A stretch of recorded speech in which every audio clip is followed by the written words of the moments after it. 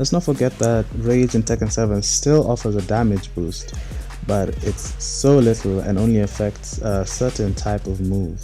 Kilo on YouTube goes into great depth about the scaling of the game, but for this video's purpose I'm going to give you the short version and say that moves that do 10 damage and above are the ones that get the Rage boost. If you do 10 damage, you get 1 point extra. If you do 20 damage, you get 2 points extra. 30 damage, 3 points, and so on and so forth. Looking at the percentages themselves, you're not going to get any sort of rhyme or reason as to how Rage affects the damage in combos. But I will link Kilo's video in the description detailing this much further if you want. I highly recommend you watch it. The reason I'm bringing up the damage boost and the damage scaling in this video is because a lot of the Rage drives are going to either benefit or be disadvantaged depending on how you use the scaling. I also bring up the scaling because with the numerous updates that have happened with Tekken 7, a lot of moves have been added into the game that really take advantage of the Rage scaling, but we still use Rage in the way we were still using it in Season 1. One last weird thing is that some moves seem to benefit from the scaling only some of the times, not consistently. Now, scaling in open ground is much more generous in that you do much more damage in the open than once they've hit the wall. Just to give a few numbers, the first hit of a juggle in open ground scales at 70%, while the first hit after a wall splat scales at 63%. Depending on the type of combo you do, if it's full of very heavy hits, you will get a significant damage boost per hit, but typically most combos only get a total of about 3 damage extra.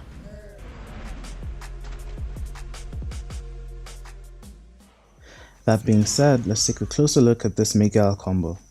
Down back 2 does 23 damage, meaning in Rage it gets 2 points extra damage.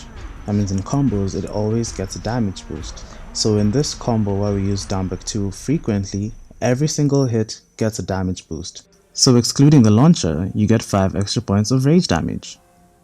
Stay with me. Same thing applies for all combos. If you do very low damage hits like jabs for example, you're not going to get any Rage boost in your wall combos. But if you do hits that do a lot of damage, say maybe 15 or above, then you're going to enjoy some damage boost and your wall game is going to be that much better.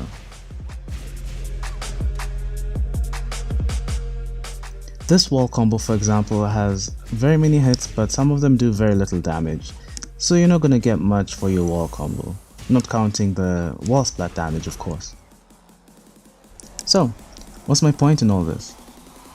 In order to take advantage of Rage damage to the fullest, make sure you add in as many heavy hits to your wall combo, especially against large characters like bears. Make them pay for taking up all that space. Because of this, combos that you may think are your max damage wall combos outside of Rage may no longer be your max damage once your character is in Rage, because some have more heavy hits than others. And also the final 60% scaling hit, also it doesn't get the damage boost itself per se, but since the move itself is doing more damage, 60% ends up being a higher value than before. Now some few very vital notes before we get into the Rage drives. I know, thank you for bearing with me this long.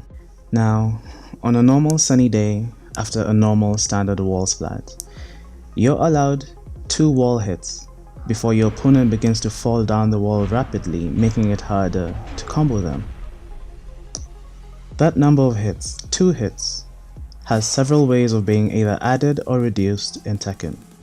The first of these, and the most commonly known one of these, is what we call the high wall splat.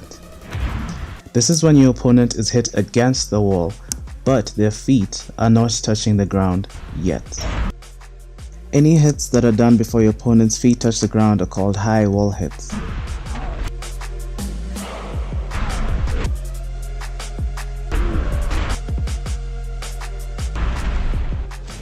The number of high wall hits isn't limited as long as the opponent does not touch the ground before you begin your standard wall combo. Now if you've been paying close attention, you may have noticed something peculiar about Paul's normal wall ender. Just to help avoid any confusions because of the different percentages you'll see, when a move does 60 damage with clean hit and 40 damage without clean hit, when used as a low wall splat, the low wall splat damage will be the base damage of the move, which is 40, times the clean hit percentage, which will be whatever between 80 and 90%.